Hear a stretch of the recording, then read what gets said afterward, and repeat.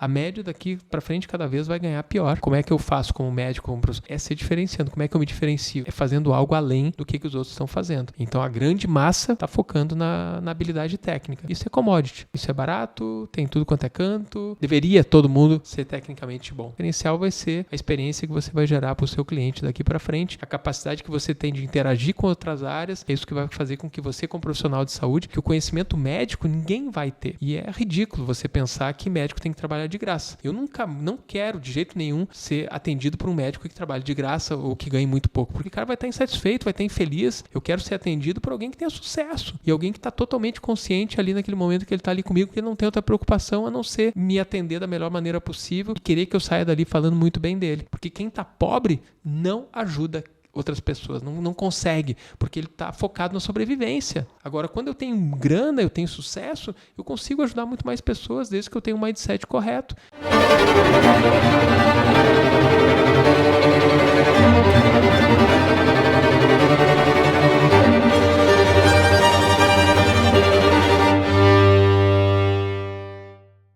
Salve, salve, sintonia! Fala, galera! Estamos aqui mais uma vez, hoje num sábado de manhã, numa configuração inédita aqui no nosso podcast. Primeira vez que nós estamos visitando um convidado que está nos recebendo. Nós é que somos os convidados, entre aspas, aqui hoje, né? Inclusive, já vamos agradecer aqui o nosso convidado por ter nos recebido aqui. Sou o William Santana, para quem não nos conhece, quem está acompanhando o nosso trabalho pela primeira vez. Esse é o podcast do Maestro, a mentoria acadêmica de estratégia, trajetória e objetivo. Eu sou o William Santana, estou aqui mais uma vez acompanhado pelo meu amigo, fiel escudeiro, Fala, meu irmão. Leonardo Hicks.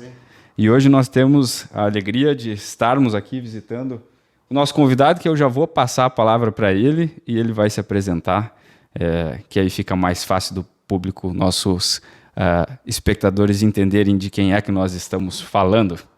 Por favor, a palavra está contigo, Carlos. Beleza, muito obrigado pelo convite. Sejam muito bem-vindos aqui à minha casa. Nós estamos hoje aqui em Santa Cruz do Sul, no edifício Clinique, que é um centro de especialidades médicas. E agora também tem outras áreas aqui, não só medicina. Então, diversificação a gente sabe que é uma coisa importante, seja em negócios, seja em investimentos, né? E até mesmo na nossa carreira. E estamos aqui agora dentro da clínica Respirare, que é a minha clínica aqui em Santa Cruz do Sul. Começamos com uma clínica do aparelho respiratório, hoje somos uma multiclínica. E eu sou Carlos Eurico Pereira, sou médico, pneumologista e um grande entusiasta aí de alguns temas que não são tão comuns a nós médicos, né? Então, empreendedorismo, inovação, tecnologia, marketing e sobre, acho que, carreira médica, né? Eu também sou mentor aí de colegas médicos, mentor, seja em mentorias coletivas ou individuais, sobre carreira e novos negócios na área da saúde, porque a gente, como médico hoje, a gente precisa pensar de uma maneira diferente, enxergar a medicina de uma maneira diferente. Por quê? Porque aquela medicina tradicional que nos é ensinada, às vezes, dentro da academia, ela não é a mesma medicina hoje que está sendo praticada aí no mundo real, né? Então, acho que é sobre isso que a gente também vai falar um pouquinho aqui hoje. E é muito bom ver o Carlos falando isso, porque é um pneumologista, né? Então, clínica médica, pneumologia. Em que momento da tua carreira tu percebeu que tu precisava ir para esse lado da inovação? Em que momento isso surgiu na tua cabeça, Carlos? Já desde a graduação tu já percebia, tu tinha uma inclinação para empreender, para inovar, ou foi ao longo da formação? Quando a gente começa a entender os temas, né, o que significa cada coisa, dar nome para as coisas, isso não surgiu, não faz muito tempo. Então, a clínica aqui está fazendo 11 anos, 10 anos antes da clínica, eu comecei a planejar a clínica quando eu fui fazer um curso na FGV de marketing de consultório. Então, isso há 20 anos atrás, falando em marketing de consultório, era uma coisa totalmente fora do comum, assim, e lá eu planejei a construção da clínica. Então, há 20 anos atrás, eu comecei a dar os primeiros passos nessa direção e comecei a escutar algumas coisas que até então eu fazia quase de maneira intuitiva. Mas, digamos assim, o start maior mesmo se deu aí cerca de uns 9, 10 anos atrás, quando eu acabei caindo meio que de paraquedas num curso de negócio de palestras do professor Roberto Chiniachik, colega psiquiatra, conhecido autor aí de diversos livros aí aqui no Brasil. Depois eles criaram a editora Gente. E nesse evento eu comecei a ver um monte de coisa que eu não via dentro das 4 paredes do meu consultório, que era as pessoas falando sobre vídeo, a importância do vídeo, sobre o marketing, sobre o que estava acontecendo, né? Sobre empreendedorismo, sobre startups. E aí que eu fui começar a abrir os olhos para esse mundo que no meu dia a dia eu não costumava enxergar. Então, mais ou menos aí que começou. Mas, se tu for olhar retrospectivamente, eu vou ver que desde a infância eu sempre fui meio que estimulado pela família, aí, acho que até conto no meu primeiro livro, queria dinheiro para ir no fliperama. Na época, os jogos eletrônicos estavam surgindo, e aí a mãe e o pai diziam, cara, não vou te dar dinheiro nessa bobagem, tu quer, te vira. E aí tu vai lá e pega os gibi, bota os irmãos para vender gibi na garagem de casa, recolhe as frutas do pátio e vende na quitanda na esquina. Então, aí já começa essa trajetória meio de empreendedorismo, né? E eu sempre fui inquieto, e aí aproveitei essa minha inquietação e hiperatividade para direcionar para algo positivo, que é empreender. Eu nunca me sinto muito satisfeito com como as coisas estão, e eu estou sempre querendo melhorar, ou criar coisa diferente, fazer coisa diferente. Então, isso é que tem me impulsionado aí ao longo do tempo. Carlos, então, 2 livros, né? O primeiro livro, Muito Além dos Plantões e Convênios, né? Esse aqui é o primeiro, para o pessoal ver ali. E o segundo, O Novo Mindset Médico, né? Empreendedorismo e Transformação Digital na Saúde. O segundo livro. O que é esse novo Mindset Médico e como é que foi escrever esse livro? Beleza.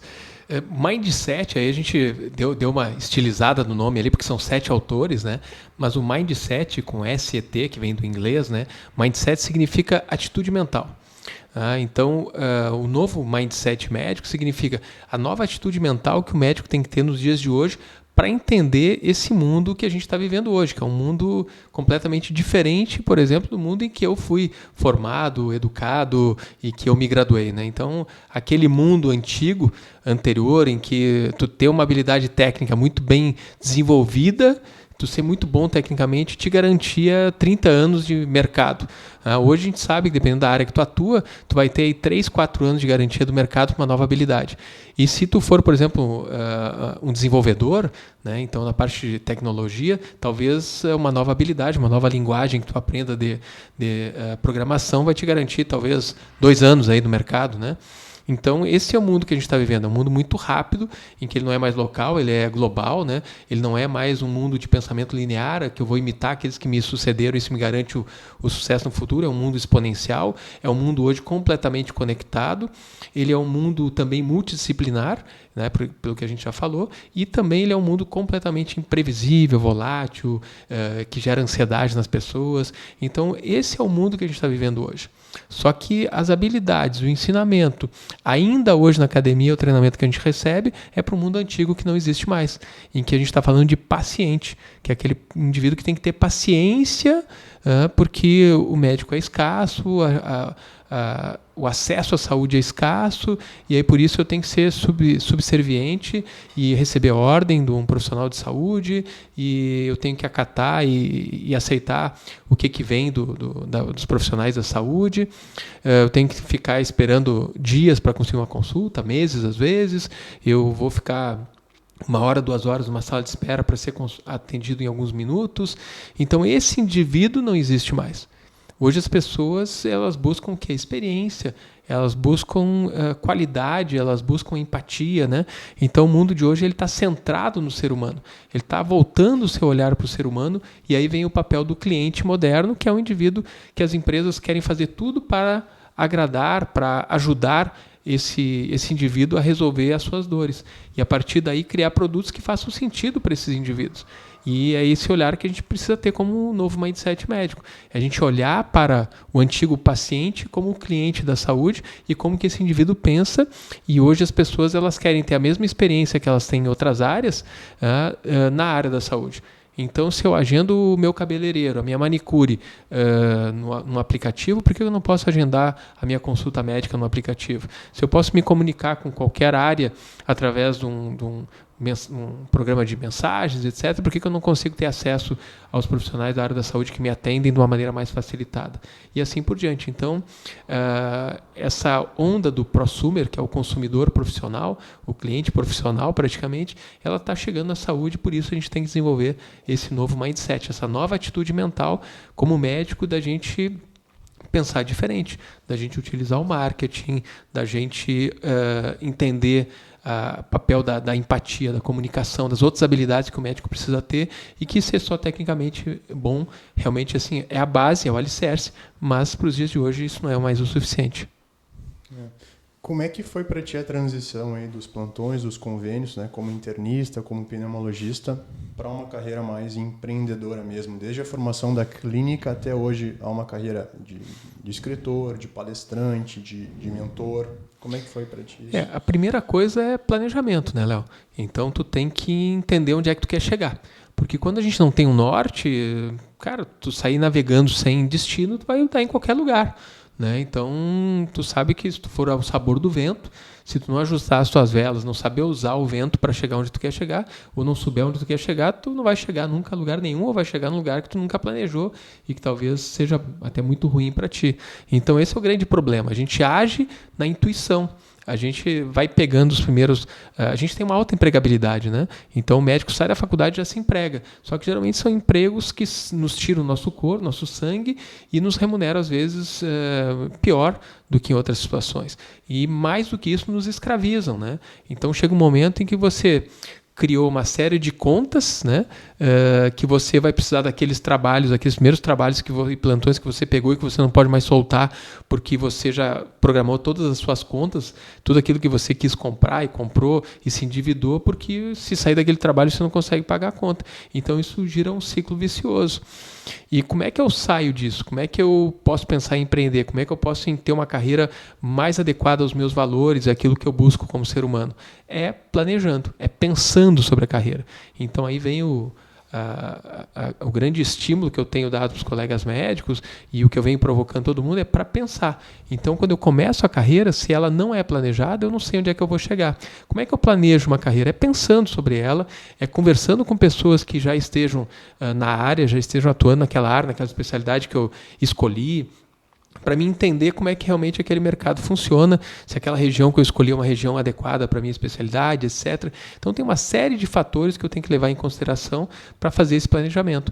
Eu começo pelos plantões, eu começo pelos convênios, porque isso me dá volume, isso me dá o primeiro dinheiro ali, porque eu preciso gerar dinheiro para poder investir esse dinheiro adequadamente, ou juntar esse dinheiro para ali na frente eu poder empreender. Então aí entra essa parte da transição. Então eu faço isso, eu pego os primeiros empregos, mas eu me planejo, eu economizo, eu invisto, sempre focando naquelas minhas metas. Então eu preciso criar essas metas. E aí o planejamento. E se eu tenho uma meta, eu tenho que ter um indicador. Como é que eu estou medindo isso? E vendo se eu estou me aproximando daquela meta que eu planejei, que eu quis atingir. Uma vez eu atingindo essa meta, é importante que eu tenha esse compromisso com a meta. Ou seja, quando eu atingir X de dinheiro, quando eu atingir, conseguir comprar o consultório, não interessa a meta que você criou, você tem que dar o passo seguinte, você tem que ter a coragem para largar o osso, aquele osso que já está meio carcomido ali, né, que quase não tem mais nada para tirar dele, para você dar o passo seguinte, porque tem gente que passa a vida inteira agarrado no mesmo osso e aí fica muito difícil você crescer. Então é mais ou menos isso. A primeira coisa é planejamento. Muito bom, né? Muito bom, muito bom. Estamos aqui aproveitando já, né? Aprendendo também ao mesmo tempo. E eu vendo o livro aqui também, Carlos, né? Muito além dos plantões e convênios. Então, assim, até agora a gente fez uma conversa assim. Primeiro ponto, o que é um novo mindset médico? Né? Acho que já está claro o que é isso. Segundo ponto ali, essa questão da trajetória profissional, fazer um pensamento de longo prazo, ter metas. E aí, no terceiro ponto aqui desse livro, tu já fala sobre o consultório, né? Que é uma coisa que a maioria dos médicos visualizam, né? Pretende em algum momento da carreira ter o seu próprio consultório. Claro, alguns acabam indo para o serviço público, enfim, não tem consultório próprio, mas muitos têm depois da residência, enfim, na carreira, consultório. Então, eu queria abordar esse tema contigo, assim, como é que foi para ti, né? Abrir a clínica. E os principais erros que tu alertaria para os colegas aí que estão pensando nessa carreira a longo prazo para consultório? Beleza. O consultório, para mim, sempre foi um ideal, então estava no meu planejamento. Então, quando eu comecei a minha carreira como plantonista, trabalhando também em serviço público, eu comecei a me organizar para ter meu consultório próprio. E aí, lá no início, eu montei um consultório pequeno, mas na verdade eu já comecei pensando eu gosto muito de fazer coisa com outras pessoas. Então eu já trouxe um colega médico, então a gente fez pegar uma sala só para mim, eu já peguei 2 salas em que eu dividi as despesas do consultório com outro colega. Então esse é um ponto bem interessante para quem está começando e pensa em ter consultório. Porque qual é o grande erro? O erro inicial que a gente comete é: eu não faço conta. Eu não sei quanto custa montar um consultório. Eu vou indo, eu vou tocando, vou fazendo, vou montando, mas, de novo, vem o planejamento. Se eu quero ter um negócio, e ter um consultório é ter um negócio, eu preciso me preparar para isso. Por exemplo, o Sebrae oferece cursos muito interessantes para quem quer abrir um negócio, porque você já vai chegar mais preparado para abrir o seu consultório. Porque quando eu faço isso na intuição, o que acontece? Ao longo do tempo, tem muito colega que abre o consultório pelo status de ter um consultório, uma clínica, mas se ele não faz conta, e eu posso te afirmar assim de camarote, que 90% dos colegas que eu mentoro, que eu converso, não sabem o quanto realmente eles ganham e não sabem o quanto realmente é o custo de vida deles. É muito raro o médico que sabe exatamente quanto que custa o custo de vida dele ou o custo do seu negócio.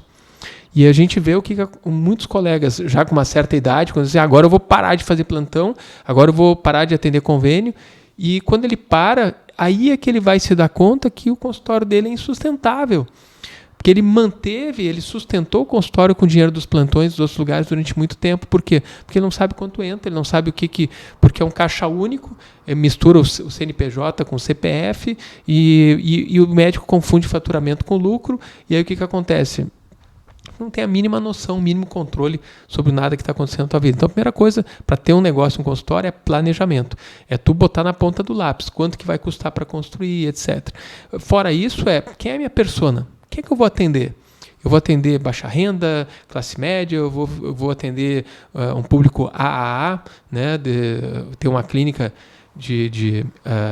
para pessoas com alto poder aquisitivo, qual é o bairro que eu vou colocar essa clínica. Então, para cada perfil de cliente, você tem uma série de atitudes diferentes que você tem que tomar. Então, o ideal é que você pense na hora de montar o seu consultório.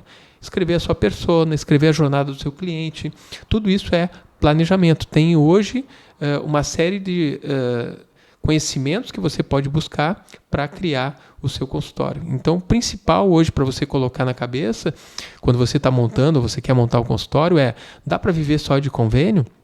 Eu sou clínico, né? Então, hoje um convênio nos paga, na média, o que sobra ali de recebimentos aí de uma consulta, na média está em torno de R$60. Né? Bom, o meu custo fixo no consultório, na média no Brasil, um custo no consultório numa cidade média, custa em torno de 12 a 13 mil reais. Ou seja, eu preciso atender 212 consultas de convênio para cobrir o custo de um consultório. Eu consigo fazer isso sozinho? Não, eu vou dividir com alguém. Bom, aí já ficou 6.500 para cada um, já começa a ficar mais fácil. Em vez de atender 200, eu tenho que atender 100. Mas o que eu quero dizer dá para viver só atendendo consulta de consultório, de convênio? Provavelmente tu não vai conseguir transformar o teu consultório num consultório superavitário. E para que existe negócio? Para dar lucro. Não existe negócio que não vai dar lucro. Então o lucro ele faz parte, né, do empreendedorismo. Sem lucro o negócio não existe. Né? Então, a partir daí, eu preciso pensar, como é que eu posso monetizar, por exemplo, atendendo convênios? É criando serviços, né, que vão melhorar o que você faz, vai melhorar o resultado para o cliente e também vai trazer mais retorno financeiro para o médico, ou seja, serviços de apoio diagnóstico, serviços de tratamento, apoio de tratamento, ou seja, uma sala de vacina, aplicação de imunobiológico, diagnóstico, exames que você pode fazer na sua clínica, e aí aí começa a ficar mais interessante atender pelo convênio. Então, dá para viver de convênio? Dá, desde que você se organize, planeje e tenha aí uma orientação profissional em relação a como que você pode fazer isso. Então, ter um consultório, do meu ponto de vista, é algo extremamente benéfico, porque é o teu serviço. É onde você vai ser reconhecido pelo Dr. Leonardo, Dr. William, Dr. Carlos. Quando você trabalha para um convênio, num hospital, etc., você tem a marca daquela empresa. E por isso que eu nem recomendo que você use a sua marca fantasia. Eu não uso muito a marca aqui da Clínica Respirar, as pessoas conhecem, mas eu uso a minha marca pessoal. Por quê? Porque essa aqui ninguém me tira. Se o meu sócio ficar com a minha marca, o meu nome fantasia, eu continuo sendo alguém no mercado. Porque tem muita gente que passa a vida inteira trabalhando numa empresa, ele sai daquela empresa e ele não é nada, ele tem que refazer toda a marca pessoal dele. Então é importante que o médico foque na sua marca pessoal, porque isso tem um valor inestimável, né? E como é que a gente consegue isso sendo médico? Muitas vezes é tendo o nosso próprio consultório, porque é o lugar em que você, ser o dono, ser o empreendedor, isso tem a vantagem que você tem liberdade. Liberdade para o dia que você não quiser estar ali, você quiser fazer outra coisa, você quiser fazer um curso, você não tem que pedir férias, você não tem que prestar conta de ter parado para estudar e assim por diante. Então, na minha visão, eu sempre curti muito essa liberdade do empreendedor, então por isso, às vezes, ter um consultório faz o sentido, mas depende muito do que você quer. Então, eu prefiro trabalhar 3 dias na semana, fazer plantão direto e ter 2, 3 dias que eu vou velejar, que eu vou surfar, que eu vou andar a fazer wind, não sei o que lá, beleza, tá tudo certo. Então depende muito do que você quer para você, mas eu acredito muito que ter um consultório, ter uma clínica é empreender, e isso é uma das maneiras que nos dá a liberdade aí para não trocar tempo por dinheiro. Eu tenho uma pergunta agora aqui para o Carlos, estava pensando enquanto estava ouvindo ele falar, que o Léo fez a pergunta do ponto de vista do consultório, né? Eu quero aproveitar esse viés empreendedor aí do Carlos, que é uma coisa que a gente se espelha assim, né, nessas referências de pessoas que estão navegando nesse mar do empreendedorismo dentro da medicina. E, na tua visão, como que você entende esse aspecto, assim, por exemplo, o médico não associar a sua marca pessoal a uma empresa no ponto de vista da prática clínica ou prática cirúrgica, vamos dizer, uma clínica ou um hospital propriamente dito, né? Mas pensando numa empresa de produtos digitais, por exemplo, né? Que hoje em dia a gente vê diversas empresas atuando nesse ramo de produtos digitais para o público médico, estudantes de medicina. Como é que você vê essa questão assim de... porque eu já vi assim, algumas pessoas falando, por exemplo, de não associar a uma determinada marca à pessoa para que a marca em si seja o produto e não a pessoa, porque a partir do momento que aquela pessoa se torna o gargalo daquele produto digital, acaba limitando um pouco a expansão dentro desse nicho de mercado, né? Como é que você vê isso nesse sentido, então, dos produtos digitais? Acabei expandindo um pouco assim o contexto só para a gente entender. Não, acho que nem é só do produto digital. Se você é o dono do hospital, se você é o dono do plano de saúde, se você é o dono da clínica, você vai estar mais interessado em que o nome do seu empreendimento apareça, né? Agora, se eu estou embaixo desse guarda-chuva e eu sou o profissional que estou ali, eu estou preocupado com a minha marca pessoal. Entende? Então são 2 maneiras de ver. Cada um tem o seu viés, né? Então eu, como profissional, eu defendo que a gente tem que ter a nossa marca pessoal. E aí, hoje, as grandes empresas, o que elas fazem? Elas utilizam muito a marca pessoal forte dos seus CEOs, das pessoas que as representam. Por quê? Porque as pessoas engajam muito mais com pessoas, com seres humanos, do que com marcas. Claro, existe uma Apple da vida, mas por que o pessoal engajou com a Apple? Porque amava o jeito maluco e a maneira como o Steve Jobs apresentava as coisas e etc. Então, sempre quando tu tem uma personalidade, uma marca pessoal forte por trás da marca, ela engaja muito mais com aquela marca do que a própria marca em si. Então, hoje as grandes empresas, elas trazem CEOs, trazem pessoas e estimulam que essas pessoas tenham suas marcas pessoais. Por quê? Porque se tu pegar grandes empresas e pegar as pessoas que trabalham em cargos estratégicos naquelas empresas, as redes sociais dessas pessoas são, às vezes, muito maiores do que as redes sociais das próprias empresas. Então, não é nem tanto ao céu, nem tanto à terra, né? Então, eu acredito muito na marca pessoal, ela é muito importante, o personal branding, né? Mas porque isso é o que geralmente a gente esquece. Então a gente entra ali, trabalha, dá o nosso sangue e a gente veste aquela camiseta da universidade, do hospital, do plano, etc. Só que eu estou agindo numa terra dos outros. né? E que daqui a pouco é que nem rede social. Você investe num canal e aí o dia que aquela rede social resolve, vai tirar você dali e já era. Acabou, você perdeu tudo aquilo. Por isso que no empreendimento digital você tem que ter a sua homepage, né? A sua landing page, lá onde você vai realmente captar os seus leads, ter os contatos das pessoas. Por quê? Porque se eu estou no Insta, se eu estou no Face, se eu estou no YouTube, onde quer que eu esteja, eu estou numa terra alugada. E que daqui a pouco alguém me pede o imóvel de volta e acabou a conversa, né? E eu perdi todo o investimento que eu fiz em relação àquilo. Então, da mesma maneira, marca pessoal, você pode pensar dessa maneira. Eu estou ali dentro, eu estou prestando um serviço, eu carrego aquela bandeira, mas eu tenho a minha marca cada vez mais forte. E eu também vou lá e trabalho a minha marca. É isso que eu estou dizendo aqui. Como médico, você não se eximir de levar o seu nome. Não carrega só o nome da empresa. Tem que ter o seu nome junto com o nome da empresa. E porque quando você sair dali, a marca que você vai levar é a sua marca pessoal. Eu acho que um dos grandes medos para quem forma, está na residência ou recém-formado na residência, é a captação de clientes, né? Captação de pacientes, Carlos. Como é que tu vê isso? Assim, a gente está falando de mídia, a gente está falando de tecnologias, a gente está falando de empreendedorismo, e a gente sabe que o que vai nos sustentar são as consultas em geral e a esteira de produtos, que aqui na clínica tu tem, outros produtos que tu vende junto da consulta, né? Como é que é a captação de clientes? Assim, o que tu sugere para os colegas médicos pensando a longo prazo, assim, numa carreira médica? No curto prazo a gente pensa na captação, no longo prazo tu pensa em que? Reputação.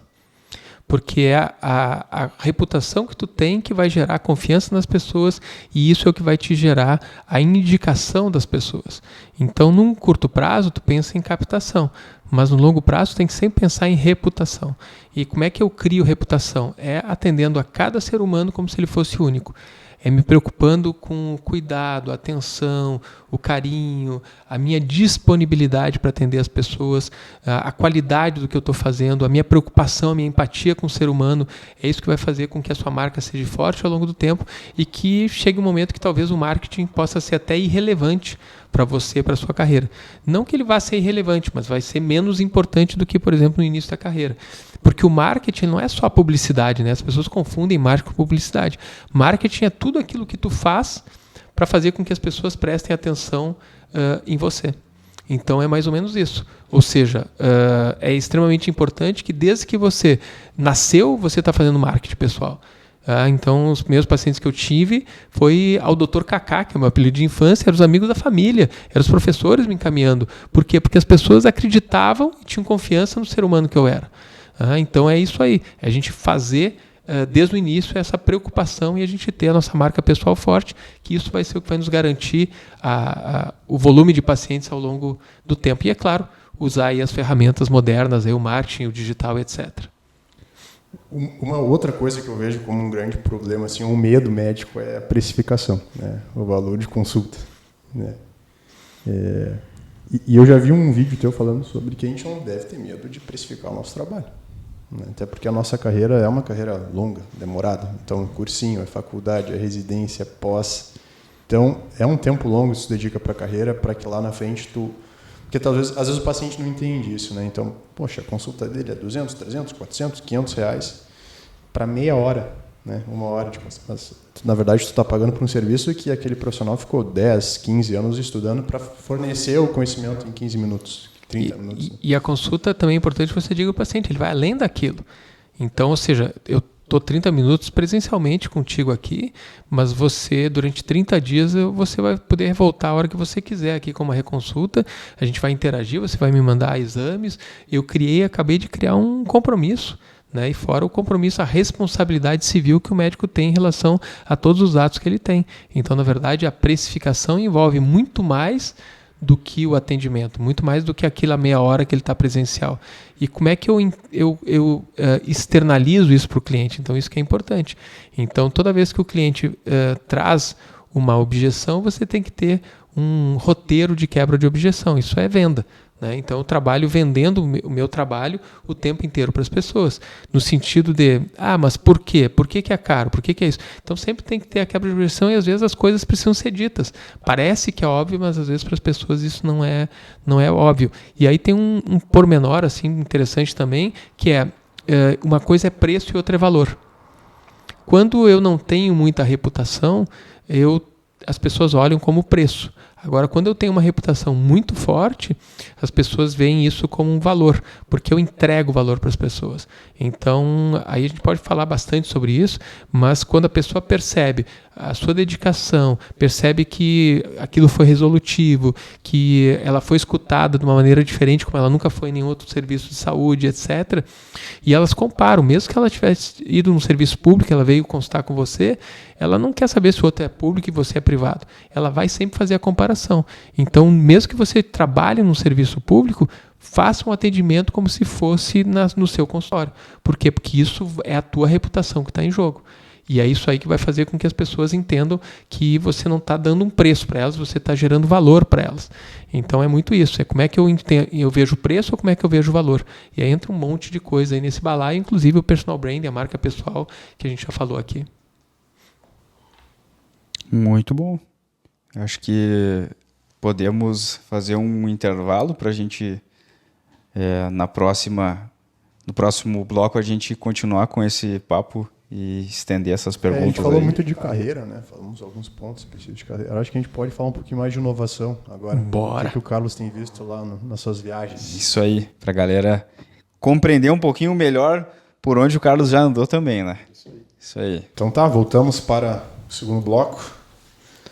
Falamos bastante de carreira aí no início do cast. Queremos falar agora sobre inovação. O Carlos já fez algumas incursões aí para o Vale do Silício.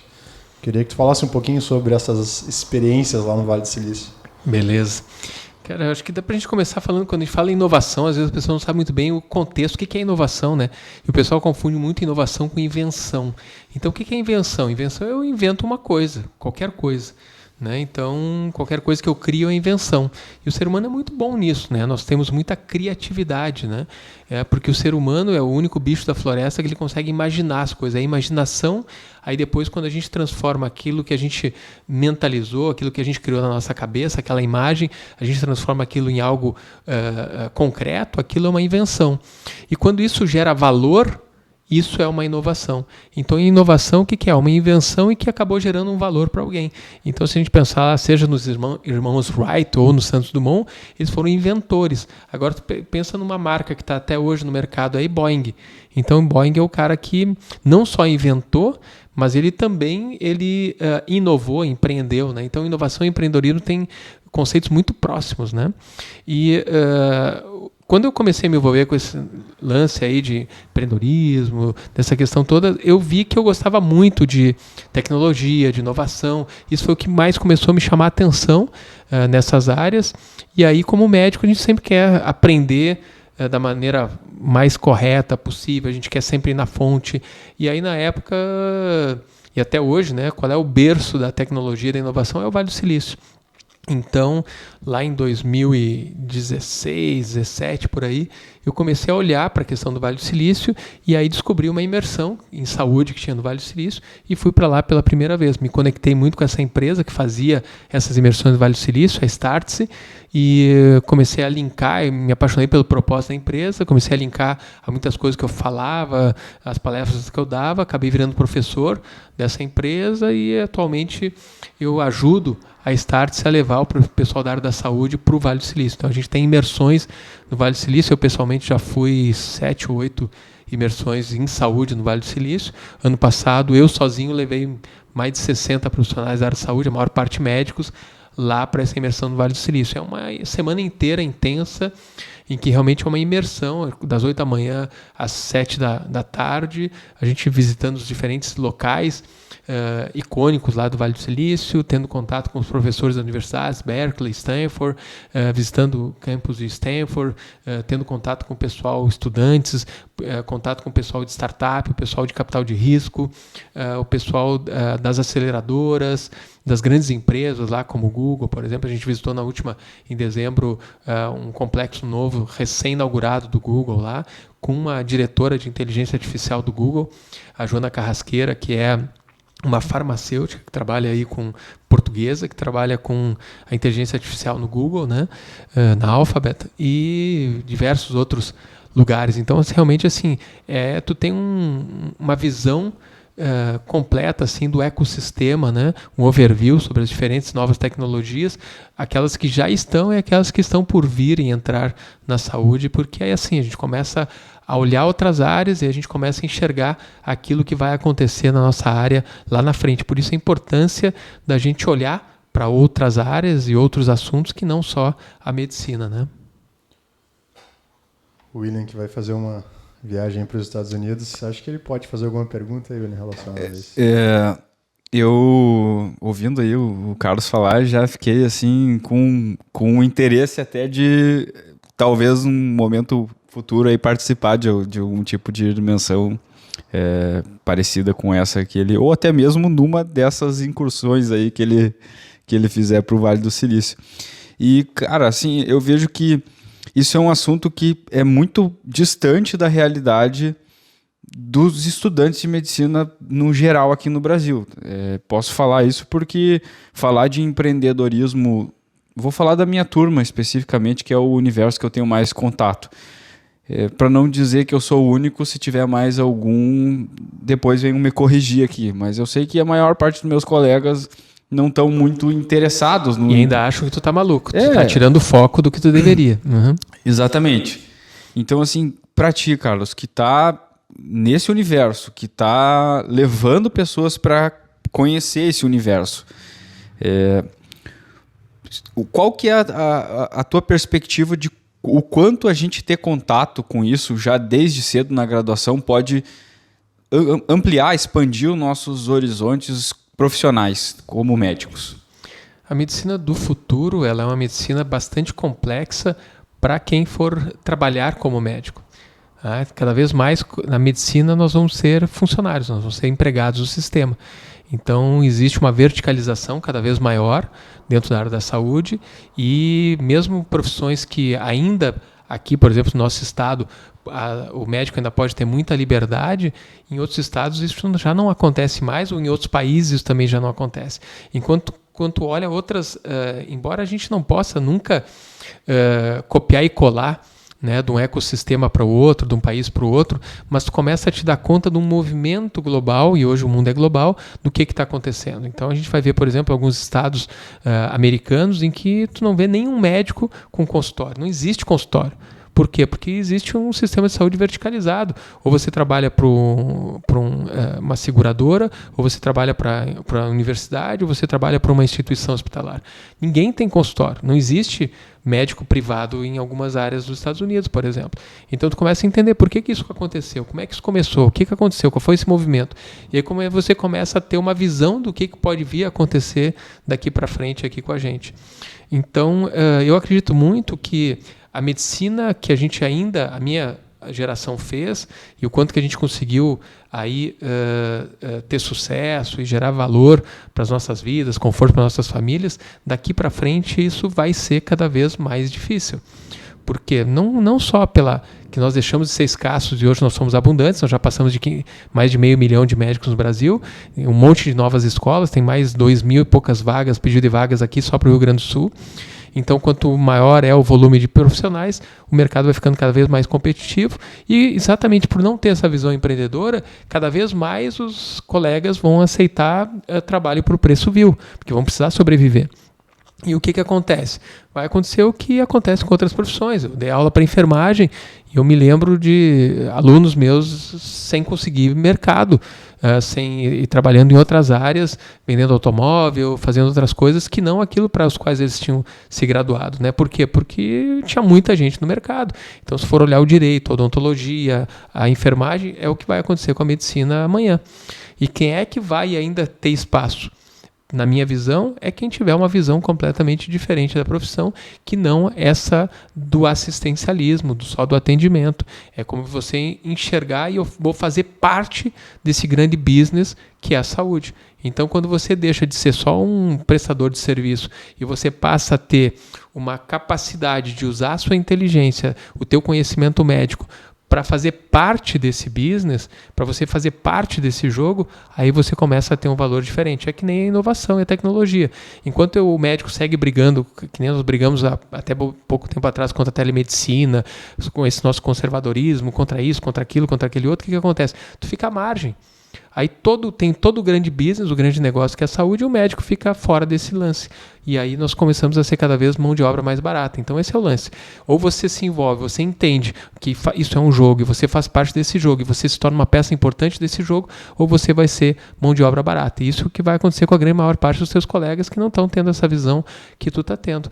E quanto maior é a cidade, quanto mais desenvolvido isso vai ser mais frequente. Ainda vão existir alguns espaços aqui no Brasil em que você pode ainda ser escasso com uma especialidade, mas com a telemedicina eu posso, tendo condição, me consultar com qualquer pessoa em qualquer lugar do mundo, né? Então também essa competição começa a mudar o jogo. Então você tem que entender que a inovação e o empreendedorismo fazem parte hoje da tua formação em qualquer área e também na área da saúde. Eu quero aproveitar, entrar num assunto polêmico aqui, que a gente estávamos discutindo no intervalo e ouvindo você falar a respeito do business, né, da saúde.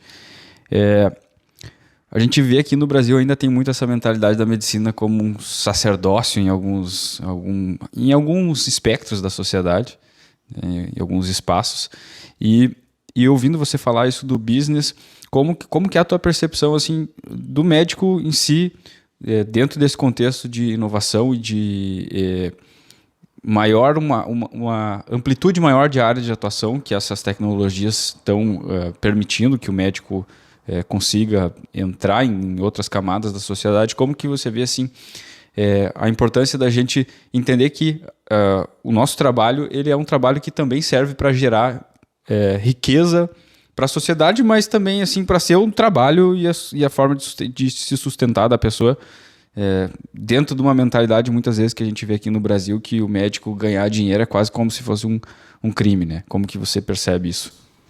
É engraçado, né, que o brasileiro ele lida bem se um jogador de futebol for multimilionário, mas ele lida mal se um profissional da saúde extremamente competente, capaz e que salva a vida de um monte de gente que ele ganha dinheiro. É estranho, né? Isso é o que é? É mentalidade. Nós temos uma mentalidade, infelizmente, por questão política, religiosa e de mídia, né, extremamente retrógrada e atrasada como nação, né? Então o brasileiro médio ele tem ódio de quem tem sucesso. Ele vê o cara que tem sucesso como o seu inimigo, né? Porque ele é um trabalhador e que todo mundo que tem sucesso ele é contra o trabalhador, por exemplo. Então isso tudo são coisas que são os dogmas e os paradigmas que enfiaram na nossa cabeça como brasileiro. Só que eu acho que é uma hipocrisia danada você acreditar que alguém que não tenha sucesso, que ganhe mal, que trabalhe que nem um condenado, que seja meio que escravizado, aí, porque médico trabalha pra caramba, né? Então, médico ganha bem porque se rala trabalhando. Então, eu quero ver se alguém que vai trabalhar 13, 14 horas por dia, que nem a maior parte dos nós médicos trabalham, se o cara vai ganhar mal, não vai ganhar mal, né? Vai sofrer bastante, mas vai ganhar. Mas olha o tamanho da responsabilidade que o médico tem, às vezes, comparado com outras áreas. Então, a remuneração ela tem a ver com o tamanho do esforço, o quanto que você leva e o quão difícil que é adquirir aquele conhecimento e chegar naquele patamar e o seu grau de responsabilidade.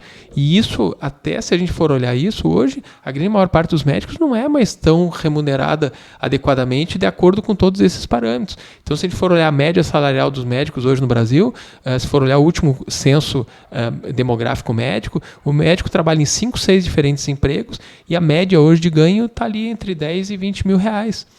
Né? E você pega qualquer indivíduo aí do judiciário, seja promotor, juiz, etc., em cargos iniciais os caras já estão ganhando isso. Tu pega um menino desenvolvedor aí com 2, 3 anos de experiência, ele está ganhando o dobro disso. Né? Ou seja, por isso que a medicina está ficando não mais atraente em diversos países para filhos de classe média alta e alta. Estão procurando outras áreas. Por quê? Porque é muito mais fácil e rápido ascender e com muito menos, às vezes, comprometimento do que na área da saúde. Então, hoje, quem é que faz medicina em países onde a medicina é totalmente socializada, como, por exemplo, na Europa, seja na Inglaterra, seja, por exemplo, Portugal, em vários desses países, e nos próprios Estados Unidos. Né? Então, vai existir, daqui a pouco, uma escassez de pessoas querendo fazer medicina. Quando o Brasil crescer socialmente e economicamente, vai ter escassez, porque as pessoas vão buscar outras fontes de renda. Então, quem é que acabava fazendo? Filhos de família mais de classe média baixa, de classe pobre, porque a medicina ainda é uma fonte de ascensão para essas pessoas. Mas aquelas pessoas que já vêm de família mais abastada, mais educada, não querem mais fazer medicina. Por quê? Porque a medicina ela é muito difícil. Então, é essa falta de percepção que as pessoas têm do quão difícil é chegar no momento de você ter um médico competente, estar ali disponível para atender essas pessoas, e a falta de valorização da medicina aqui no nosso país, e que é um trabalho de mídia, né, muito bem feito aí para queimar a imagem do médico. Por quê? Porque quando o médico tem alta confiabilidade e é visto assim com muito respeito pelas pessoas, fica muito difícil para governos ir lá e propor trabalho por preço vil para médico, etc. Agora, quando eu tenho uma classe mal vista, uma classe que não se valoriza, uma classe amedrontada pela competitividade, etc., começa a ter cada vez mais gente para aceitar a miséria que às vezes o serviço público quer pagar para as pessoas. Então é mais ou menos por aí. Como é que a gente se posiciona de maneira adequada a isso? É você fazendo algo diferente, você se diferenciando da média. A média daqui para frente cada vez vai ganhar pior. E como é que eu faço como médico, como professor? É se diferenciando. Como é que eu me diferencio? É fazendo algo além do que os outros estão fazendo. Então a grande massa, o que está? Está focando na habilidade técnica. Isso é commodity. Isso é barato, tem tudo quanto é canto, e deveria todo mundo ser tecnicamente bom, né? E o que é o diferencial? O diferencial vai ser a experiência que você vai gerar para o seu cliente daqui para frente, a capacidade que você tem de interagir com outras áreas, de ter outras capacidades, outras habilidades, que é isso que vai fazer com que você, como profissional de saúde, que o conhecimento médico ninguém vai ter. Um desenvolvedor não vai ter conhecimento médico, um programador não vai ter conhecimento médico, um cara do business não vai ter conhecimento médico. Agora, você como médico, você pode ter um conhecimento básico dessas outras áreas e você ser um grande diferencial em qualquer business que envolva a saúde. E é ridículo você pensar que médico tem que trabalhar de graça. Eu não quero, de jeito nenhum, ser atendido por um médico que trabalhe de graça ou que ganhe muito pouco. Porque aquele cara vai estar insatisfeito, vai estar infeliz, ele vai estar mal-humorado, ele vai estar triste, ele vai estar pensando no como ele gostaria de estar agora, como que ele gostaria que a família dele tivesse conforto.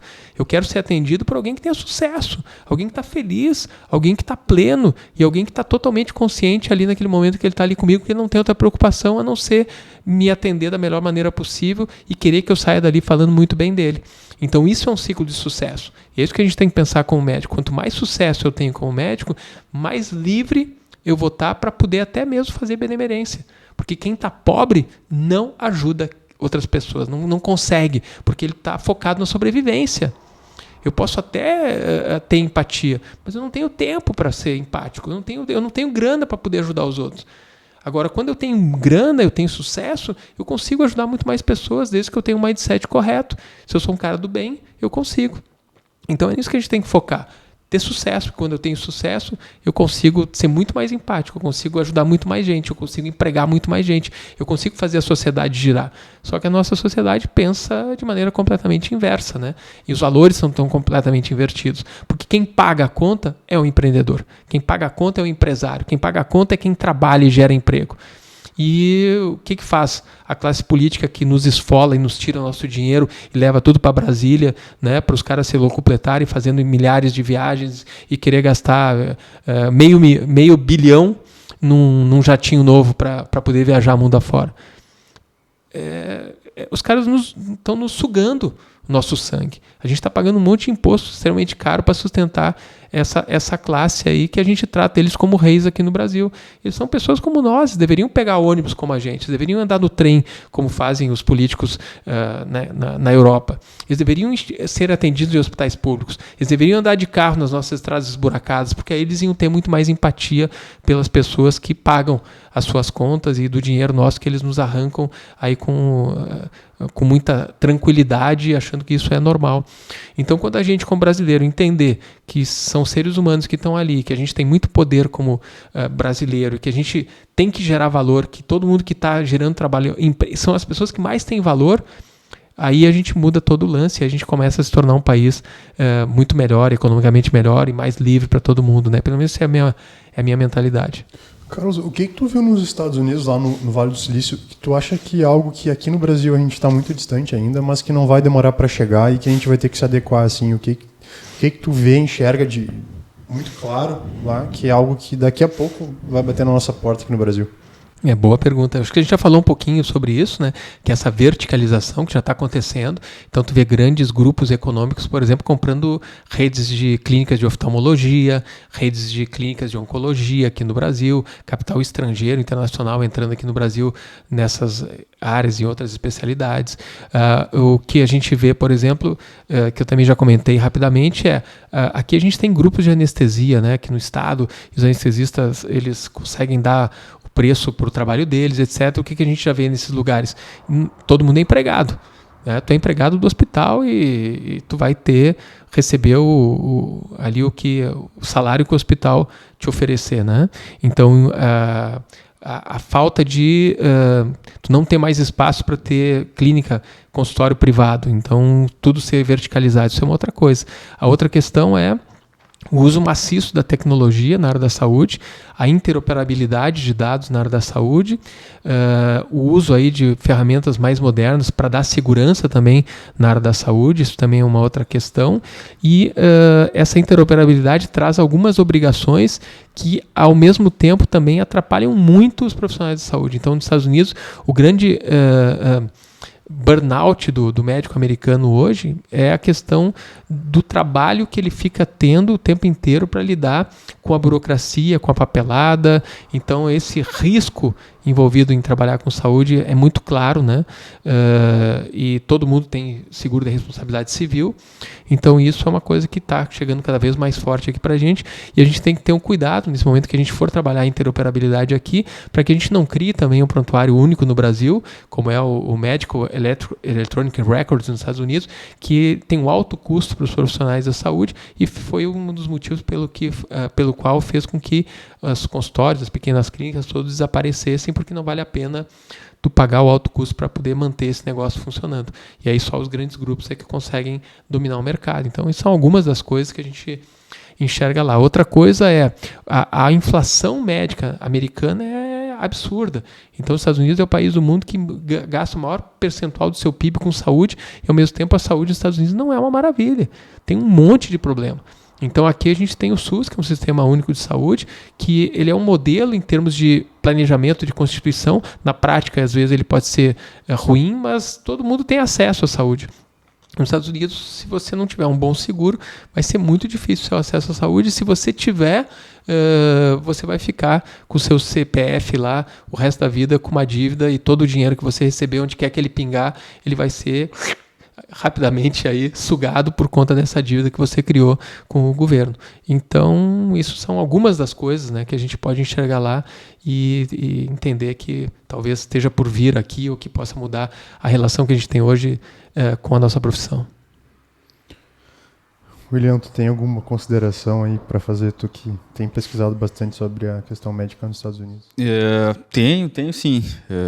Então, Carlos, na tua experiência, né, de já ter ido diversas vezes para lá, como que você vê assim a saúde americana, o contexto da realidade médica profissional nos Estados Unidos, para quem dos nossos ouvintes, espectadores, telespectadores e interessados que tenham perspectiva, interesse de trabalhar nos Estados Unidos, de se especializar nos Estados Unidos, fazer residência médica lá.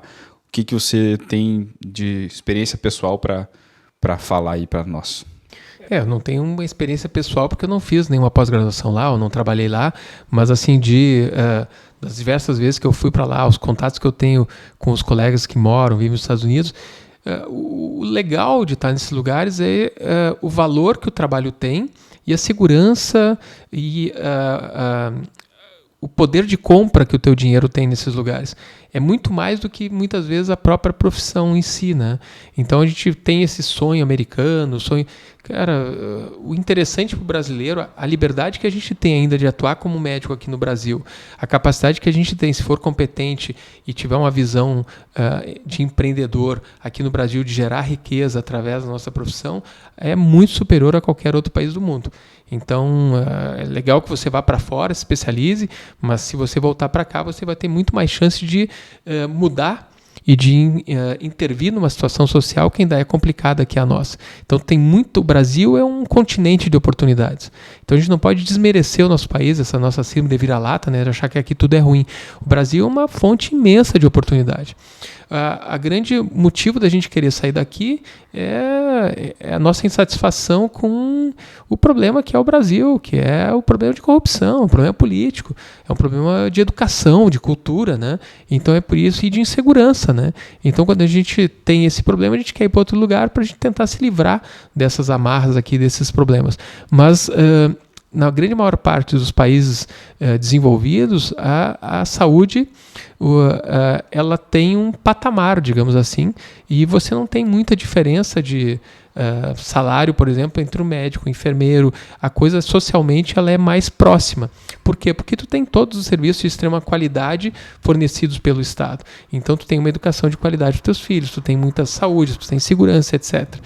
E aí tu tem mais qualidade de vida como um todo. Agora, como profissão, a liberdade que a gente tem para atuar no Brasil, a quantidade de oportunidades, etc., aqui nós somos realmente assim uma fonte imensa de oportunidade, porque a gente é muito ainda pouco desenvolvido em diversas áreas. Então, tudo, inclusive na tecnologia, tu tem muito mais chance de criar algo de sucesso num país como o Brasil do que num país minúsculo na Europa, menor do que algum dos nossos estados aqui.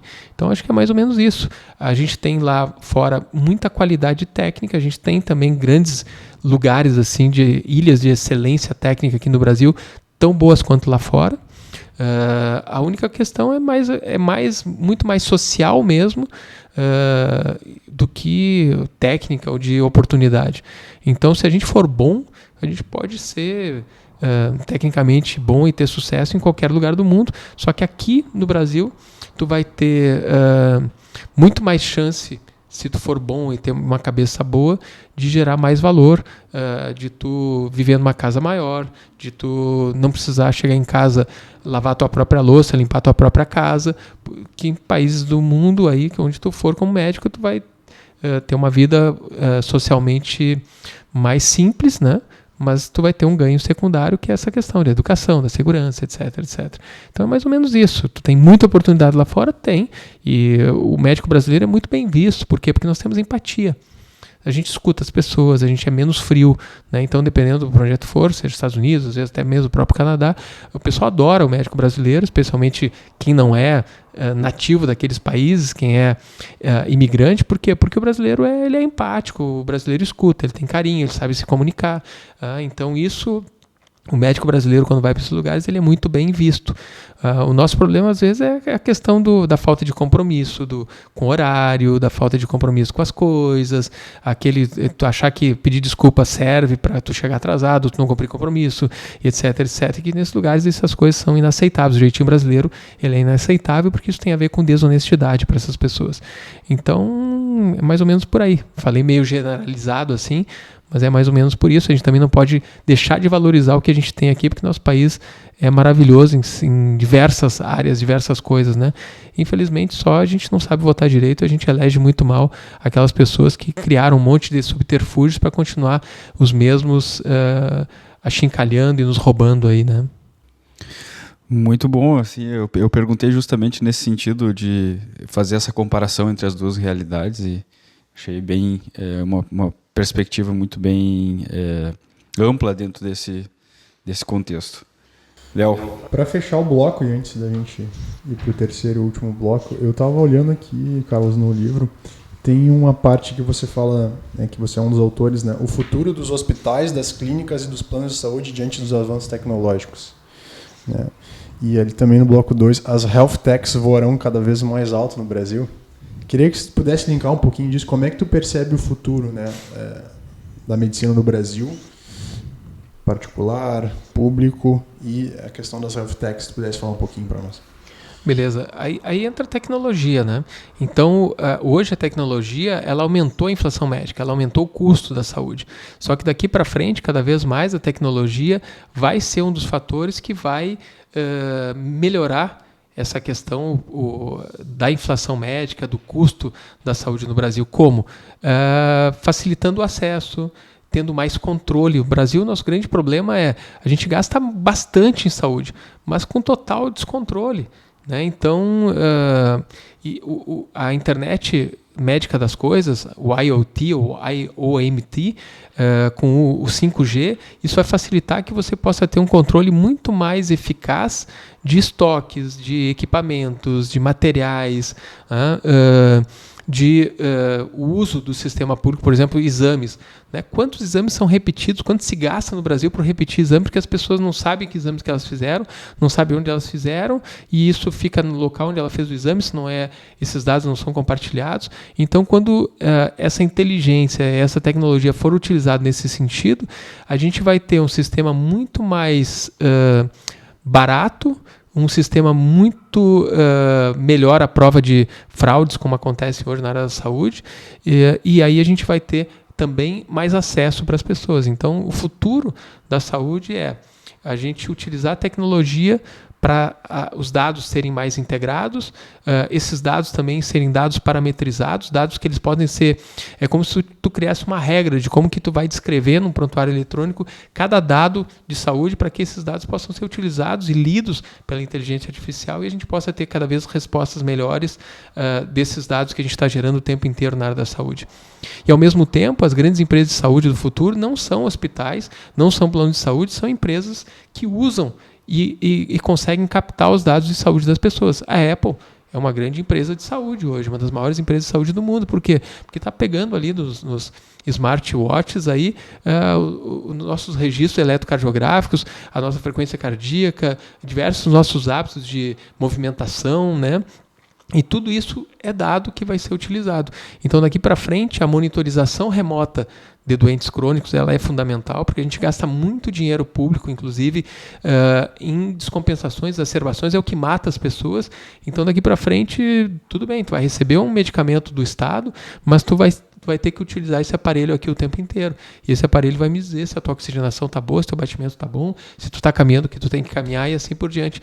Então, vai começar a se gerar também deveres para as pessoas, né? Então, tu não pode dar só direito para o ser humano. Então, o nosso problema é que o brasileiro ele acha que só tem direito, ele não tem dever. Então, quando tu impõe para a pessoa que faz uso, recebe um dinheiro que custa um monte de dinheiro que sai dos impostos de todo mundo, aquela pessoa tem que ter deveres também. Ele tem que voltar no dia certo da consulta, ele tem que ser monitorizado, ele tem que usar um monitor e assim por diante. Então, essas questões elas vão começar a moldar um sistema que seja muito mais justo e que o recurso possa chegar para quem também precisa. Eu acredito muito que a tecnologia é a única maneira que a gente tem de levar a saúde para as pessoas de uma maneira mais democratizada num país gigante, continental como o nosso. Não vai ter médico em cada buraquinho, em cada sertão do Brasil. Porque o médico, a gente sabe, ele não vai para lá, as pessoas o médico não quer passar trabalho. O médico o médico ele é formado para salvar a gente. Ele não vai para lá por quê? Porque lá não tem condição mínima de eu poder ajudar as pessoas. Eu chego lá e vou ver pessoas morrendo por uma coisa que as pessoas morriam no século XVIII, nem era no XIX, nem no XX. Eu vou ver alguém morrendo por uma apendicite que eu não vou ter o que fazer com ele, porque não tem anestesista, não tem bloco cirúrgico, a pessoa está lá 3, 4 horas de barco da civilização. Esquece, velho. Então, o que eu preciso ter lá? Eu preciso ter técnicos, tecnólogos em saúde, eu preciso ter um bom sistema tecnológico para que a telemedicina chegue naqueles lugares e uma rede de apoio extremamente bem organizada em que eu possa enfiar aquela pessoa num avião e levar ela para o seu centro de referência, mas já com o diagnóstico feito, as coisas organizadas, para que a gente possa ser mais efetivo e usar os recursos com mais capacidade. O que eu vejo do futuro da medicina é isso. É uma medicina cada vez mais humana, focada mesmo no ser humano e pensando em justiça social é isso, a gente usar da maneira mais coerente e adequada os recursos que são muito grandes no nosso país, só que são totalmente usados de maneira inadequada. Às vezes a minha fala pode parecer muito política, mas assim, não tem como a gente, como ser humano, pensar que nós somos apolíticos, nós somos isentos de pensar sobre isso politicamente, por quê? Porque quanto mais a gente for educado politicamente, quanto mais a gente exigir aquilo que a gente deveria exigir como cidadão, as coisas começam a funcionar melhor. Então, para quem gosta de ler, Outliers, leiam, e vocês vão ver lá por que os aviões acho que era da Air Korean, eram os aviões que mais caíam no mundo. Porque o copiloto ele se sentia inferiorizado ao piloto e ele nunca intervia quando o piloto errava. E essa subserviência que a gente tem com políticos aqui no Brasil, com artistas, etc., é que faz com que a gente seja um país de terceiro mundo, porque a gente olha para o outro e põe o cara num pedestal. E quando o cara está no pedestal, é muito difícil eu tirar a pedra nele, ou eu criticar ele, ou eu exigir que ele faça o que ele tem que fazer. Por quê? Porque eu estou idolatrando o cara. Então é isso.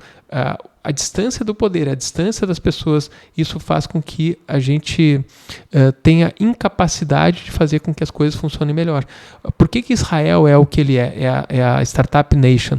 Porque em Israel existe a questão lá do exército. Não que pelo exército seja bom, mas o que acontece? Todo mundo tem que passar pelo exército de maneira obrigatória, porque é um país muito bélico, né? A vida inteira o Estado sempre foi muito conflituado. E o que acontece? De tempo em tempo, todo mundo tem que voltar ali para se recapacitar.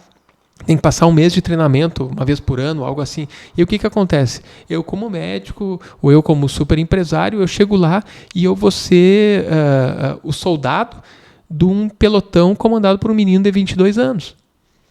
E aí o que acontece? Esse cara de 22 anos, ele se sente também muito mais empoderado e muito mais capaz de dizer o que ele tem para dizer, e dele interferir, e dele dizer o que ele pensa, e dele dar opinião. Então essa diversidade de pensamento, de opinião, em que eu não me sentir inferiorizado para dar uma opinião e criticar o que eu acho que tem que ser criticado, independente da minha situação social, da minha idade, etc. Isso faz com que a sociedade ela seja mais justa, no sentido de que todo mundo está ali vendo o mesmo objetivo, que é fazer as coisas funcionarem e crescer, e todo mundo pode influenciar. E as pessoas estão próximas e elas podem ser criticadas. Então, isso faz com que a gente tenha uma mentalidade diferente. E na medicina, se eu ficar olhando para aquele cara que também é o chefe da equipe, é o cara que é o professor, ou não sei o quê, eu ponho ele num pedestal, todo mundo perde. Por quê? Porque se alguma coisa que aquele indivíduo fez errado, os outros não vão se sentir à vontade para dizer, mas professor, quem sabe isso, mas quem sabe aquilo, quem sabe, para dar opinião. E é isso que faz com que os sistemas não funcionem. Então, Outliers traz esse ensinamento. Então, cada vez mais que a gente tenha opinião e a gente possa dar opinião, desde que ela seja embasada e pensando em melhorar as coisas funcionam muito melhor. E na medicina e na saúde é isso. E a tecnologia ela está vindo como uma ferramenta, mas para que a gente possa usar essas ferramentas de maneira adequada, precisa mudar o mindset, a mentalidade das pessoas que trabalham na área da saúde. A gente tem que abrir os nossos horizontes. A gente tem que descer do pedestal. Não somos melhores que ninguém como médicos. A gente tem que ter humildade. Só que não adianta uma humildade para o outro, para parecer ou dizer que é humilde. Não, é na tua atitude, é no dia a dia.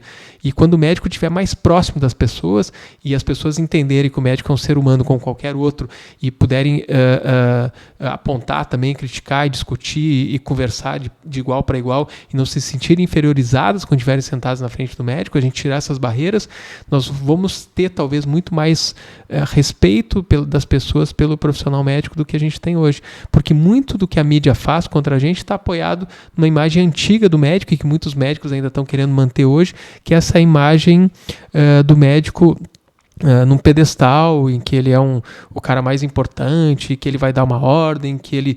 essa época passou, isso era a época em que a informação era escassa para as pessoas. Hoje a informação está disponível para todo mundo. O que diferencia? É a minha capacidade de entender essas informações, de tomar decisões interessantes a partir dessas informações, discernir o joio do trigo, a fake news da informação real, e eu conseguir ajudar as pessoas a tomarem as melhores decisões baseadas nos valores dessas pessoas, dos nossos clientes. Então esse é o papel do médico de hoje. Então não adianta ter a tecnologia se eu não tenho um mindset adequado. Então esse é um momento muito ímpar para a nossa profissão, porque é um momento em que nós estamos num momento de transformação muito grande, só que a grande maior parte de nós ainda não está enxergando esse negócio. E às vezes quando enxergar, pode ser tarde demais. Fica o recado, né? Fica o recado. Fica a dica. O problema de chamar palestrante para falar é que a gente gosta de falar, a gente fala muito, pô. Cara, da nossa parte a gente tem tempo, né? Mas a gente sabe que o Carlos tem compromisso logo na sequência, né? Então acho que vamos encerrar esse bloco aqui para daí no próximo bloco a gente fazer as nossas perguntas tradicionais e poder liberar ele aí pro compromisso dele também. É isso aí, galera. Voltamos então pro nosso derradeiro bloco aqui. A conversa está muito boa e uma pena que a gente tenha que encerrar por agora. Espero que a gente possa ter mais conversas aí com o Carlos, inclusive. Então vamos lá, Léo. Você que é o nosso perguntador oficial aí. Primeira pergunta, Carlos. Na hipótese, né? Teria feito alguma coisa diferente lá na graduação, né? Teria mudado alguma coisa na trajetória? Assim, essa pergunta, né, assim, uma fictícia, mas como a gente tem um público, né, de alunos, né, que querem sugestões, alguma sugestão para esse público?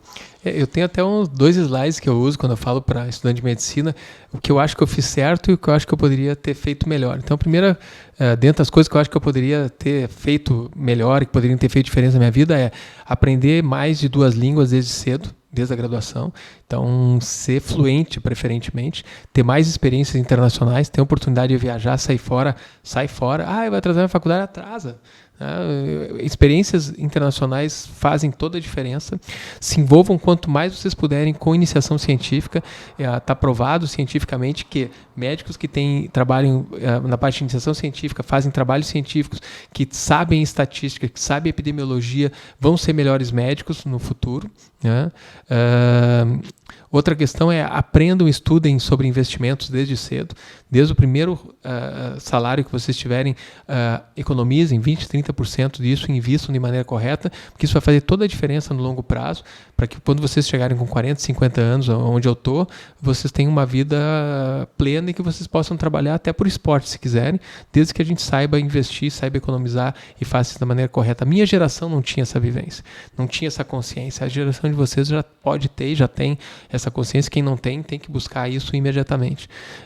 E tenho mentores, mas não mentores acadêmicos, não só para o pessoal dentro da academia. Abra os olhos para vocês para fora da academia, especialmente para os médicos que fora da academia fazem sucesso, porque às vezes o nosso modelo é o professor. Não que eles não possam ser nossos modelos, mas é um modelo acadêmico, né? E a academia não é para todo mundo e talvez a academia não seja o lugar que vai gerar mais valor para você ou para a sociedade. Então a academia às vezes ela é apaixonante, a gente sai dali todo mundo querendo ser cientista, professor, etc, né? Mas às vezes a gente tem muito mais oportunidade de fazer a diferença na vida das pessoas fora da academia do que dentro dela. E quando eu tenho mais experiência fora da academia e eu vou para dentro da academia, ou eu compartilho vivência externa e dentro, é onde eu tenho mais capacidade de influenciar positivamente as próximas gerações, porque eu tenho experiência prática.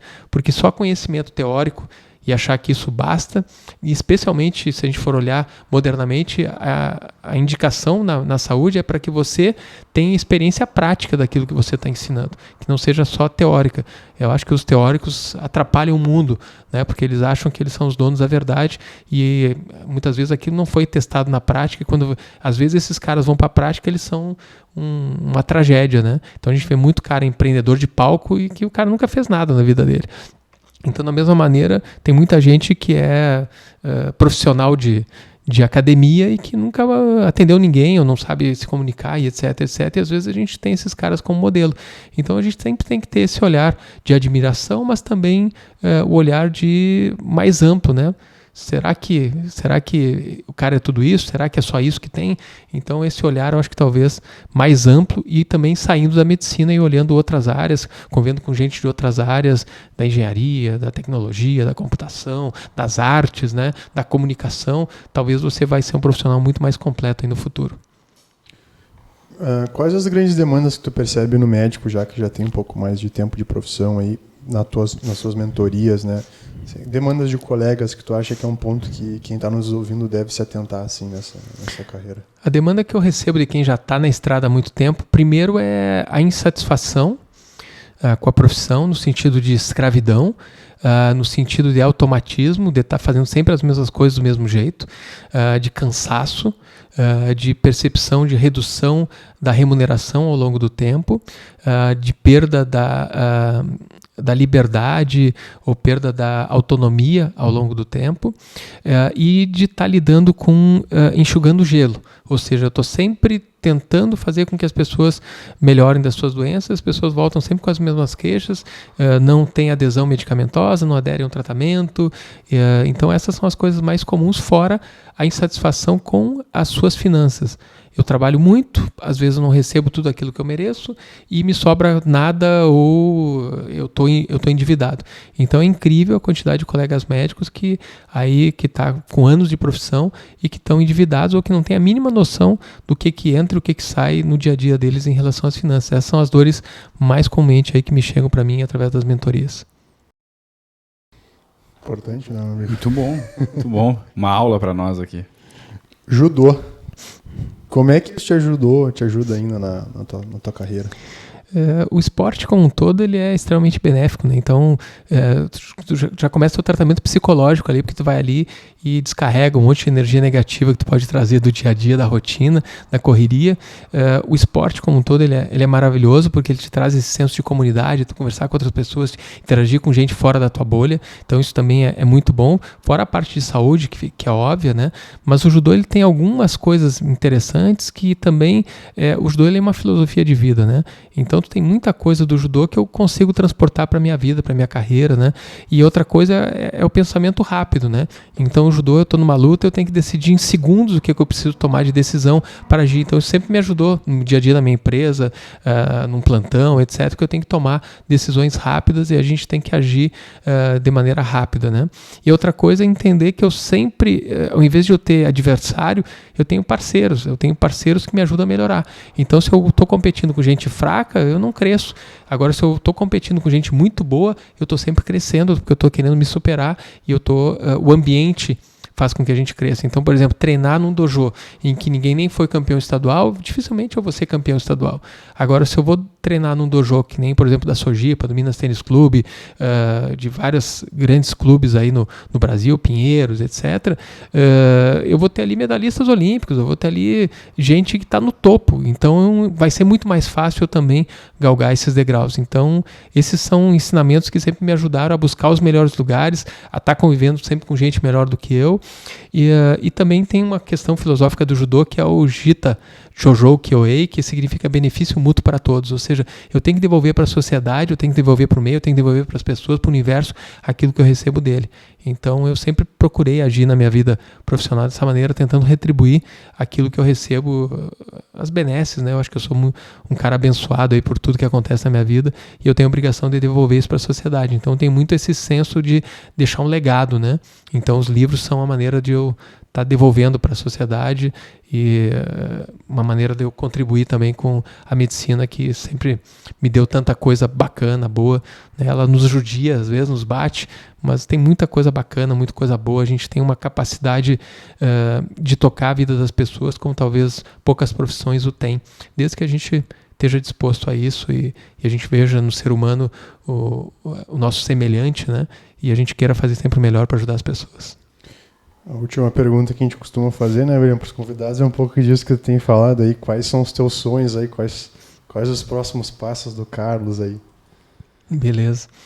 Cara, hoje a gente está querendo transformar a nossa startup, que é a Tumi.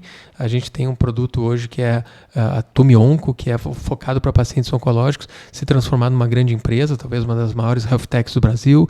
A gente está hoje em 8 estados, a gente tem 6 anos de fundação. A nossa CEO e fundadora, que é a doutora Alessandra Morelli, é uma super entusiasta, uma mulher médica, super empreendedora e que tem um propósito enorme que é ajudar as pessoas. Então um dos nossos sonhos é que realmente a Tumi ela se torne uma grande empresa, que a gente possa, através da tecnologia, usar o nosso conhecimento para ajudar muita gente. Um sonho que todo pai tem, que os meus filhos se tornem grandes homens e que eles possam contribuir para a sociedade e que eles sejam, antes de tudo, felizes, né? Tenham vidas plenas e que a gente tenha um país aí que nos ajude a ser mais feliz, a gente ter mais retorno, para que a gente possa não ter que pagar 3 vezes mais o valor que custa um bem em qualquer outro país, por exemplo, um automóvel, né, seja no Uruguai ou seja nos Estados Unidos, que a gente paga aqui 3 vezes mais. Por quê? Né? Então, são essas coisas que aí eu gostaria de ver melhores, né, que eu gostaria de realizar aí enquanto eu estou aqui nesse plano terreno.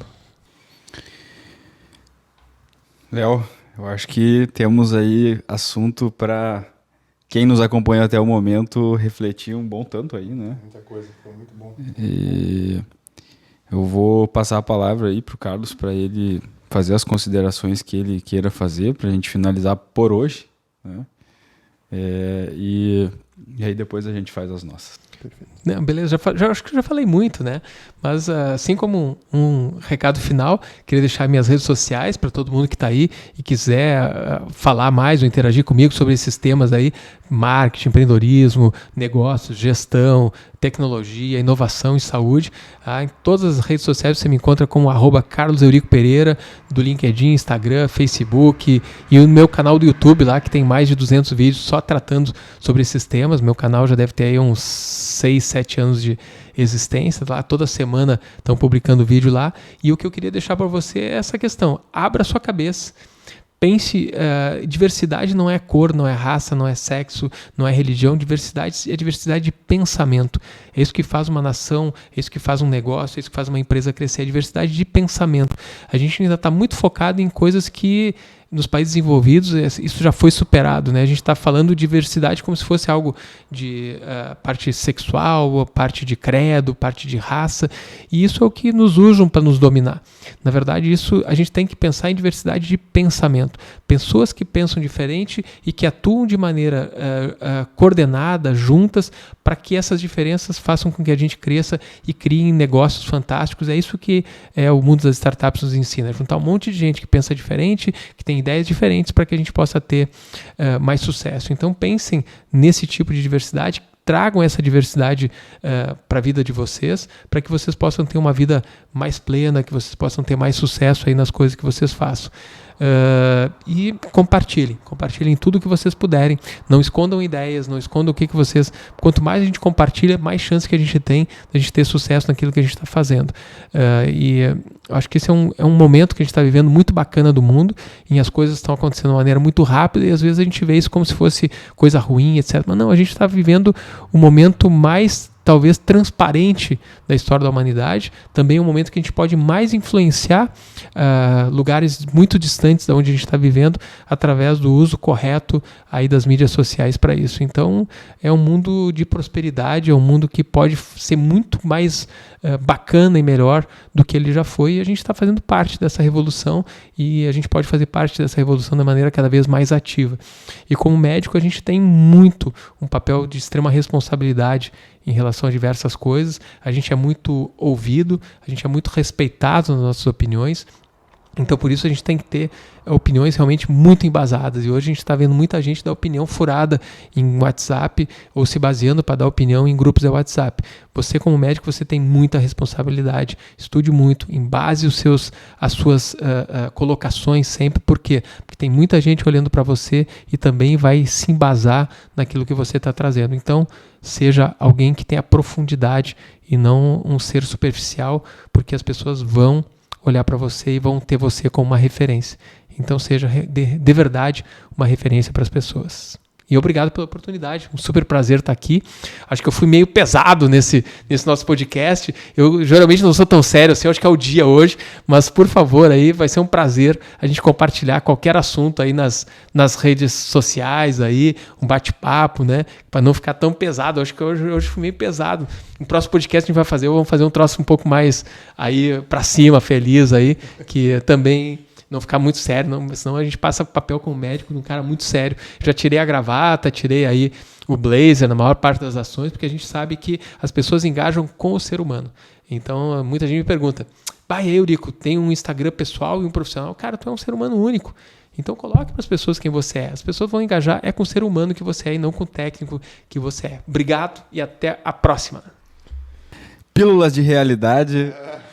e momentos de descontração. Os diferentes momentos de uma mesma linha de pensamento, né? Uma mesma linha de raciocínio. É muito legal ouvir aí o Carlos. Vai lá, Léo. Agradecer ao Carlos aí por nos receber na clínica, né? Foi um papo muito bom, né? Várias coisas ali que a gente conversou. Então agradecer ao Carlos aí pela troca, por nos receber tão bem aqui na clínica, e que a gente possa seguir o contato aí, mais pra frente, alguma coisa juntos, vamos ver. Da mesma forma, falando aqui diretamente pro Carlos, muito grato mesmo aí por nos receber, por, sabe, nos receber tão bem e ter um papo leve aqui, assim, falando assuntos sérios, importantes, necessários, mas de um jeito legal, de um jeito descontraído aqui. E só tenho a agradecer pela aula aqui, que nos deu uma aula privada aqui, né? E que a gente pode compartilhar com as pessoas. Isso é uma das coisas que motiva o nosso trabalho, é construir pontes, né? Eu costumo... Tem um amigo nosso, Frederico, um dia falou a respeito disso, a gente estava conversando, ele usou esse termo, a gente já tinha falado em outro momento, e eu vejo que um dos nossos objetivos é justamente esse, construir ponte entre as ideias, entre os pensamentos, né? E fazer com que a gente consiga unir mais esse nosso âmbito de pessoas que acompanham o nosso trabalho, e que a gente consiga, a partir de pessoas que têm mais experiência que a gente, levar, trazer essa experiência das pessoas para quem quer procurar mais, quer conhecer mais e se desenvolver na vida, né? Não só na carreira, mas se desenvolver na vida. Então, muito, muito obrigado aí pela oportunidade, por nos receber, e com certeza, do que depender da nossa parte, teremos mais momentos que a gente possa conversar e outras oportunidades que a gente possa contribuir de alguma forma juntos aí nesse trabalho. Muito obrigado. Tchau. Bora, Valeu, galera. maestro!